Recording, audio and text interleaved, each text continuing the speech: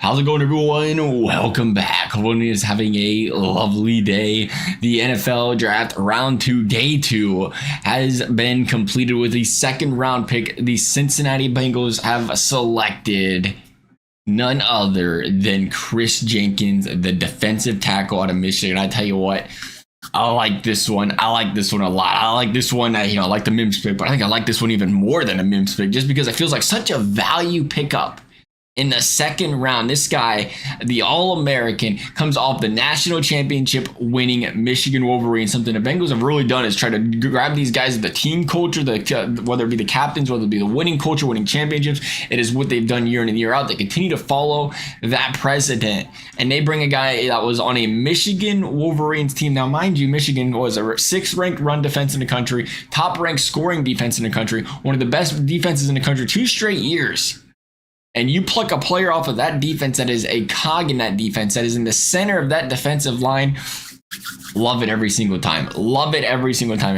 Even as an Ohio State fan, it's like, you got things to say. You don't think about a lot of nice things to say about Michigan when they're, on the team. But when they're off the team, it's like you got to take a step back and be honest with yourself and say, hey, when they play like they played and they dominated in the trenches like they have the last couple of years, you want the best of the best off of those teams. And this guy is a premier example of that. He falls in the second round because one reason, and this is why, again, love the value pickup here. I feel like he's DJ Reader's replacement in a big way. DJ Reader did kind of step up those last couple of years, but he's a guy that doesn't put a lot of, doesn't sack the quarterback a lot. He's got 4 sacks in 3 seasons. He's 2 sacks this season or whatever. That's it. That's all he had because he's made there to clog the lanes. He's made to stop the run. And that is exactly what the Bengals are looking for. That's the big concern last season, whether Reader took a step back, maybe it's because the safeties weren't there. Whatever it was, the Bengals were struggling to stop the run. When they can stop the run, they get those pass rushers going and get off the field on 3rd downs, and they need a guy like that. And this guy is a guy that can do that, has the abilities to do it. A very athletic player, very good at, again, moving around the tackles, getting into the backfield, reading the plays. Even has an interception, dang near pick 6 for him over there in Michigan. But as we know, because he doesn't put all that pressure on the quarterback, he's not this predominant pass rusher up the middle. They don't get taken as early in the draft. They kind of fall into the draft. But I mean, you look at this guy and say, hey, he can be a premier run stopper, something that's still important in this league today, especially when you're in the AFC North. When you see what the Steelers are doing, drafting a couple offensive linemen, the Ravens, you already know they want to ground and pound. The Browns, you already know they want to ground and pound. You got to win against those teams, and they're losing the games in the trenches of those teams. The Bengals go offensive line, defensive line, first 2 picks, ever so important. You want to win those defensive battles. You got to win in the trenches against those teams. You got to be able to get off the field, and this is a big step in that direction, going for a guy that can stop that particular area. And again, I think complementary football.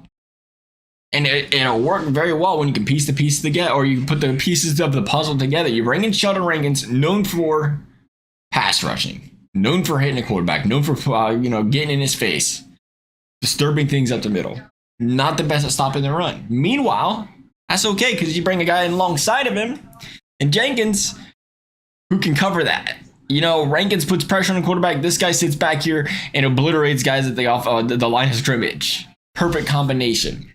And, the more you look at it, it feels like the Bengals, that's what the Bengals do defensively. And as a team, they're trying to find these specialists in certain areas. And that works very well for a lot of teams. I think that's a great strategy where you find somebody that you put them in their strong suit in a position to succeed where they're best at compared to needing a complete all-around player. Because, complete all-around players are superstars or elite. You want to have them, but you can't maintain that. You can't keep 3 complete superstar, type of players on your defense and 2 on your offense, or you wouldn't have the salary cap for it all.